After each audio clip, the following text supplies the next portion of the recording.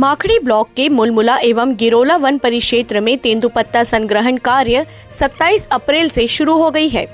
Forest विभाग के अधिकारी कर्मचारी द्वारा गांव में जानकारी दी गई ताकि लोगों को जानकारी मिलने पर ग्रामीण क्षेत्रों के महिला पुरुष युवा युवती सुबह तेंदुपत्ता तोड़ने जाते हैं और विभाग के माध्यम से सरकार को देते हैं। तेंदुपत्ता सैकड़ा में 400 है। वन परिक्षेत्र मुलमुला प्राथमिक लघु वनोपज सहकारी समिति मुलमुला गिरोला कुल कड़ 34 लक्ष्य माबो 2700 माबो मुलमुला वन परिक्षेत्र अधिकारी धीरेन्द्र कुमार मिश्रा, पोषक अधिकारी मुलमुला राजेंद्र दिवांगन, पोषक अधिकारी गिरोला मोहन लाल बघेल इन सभी का निरीक्षण कर रहे हैं।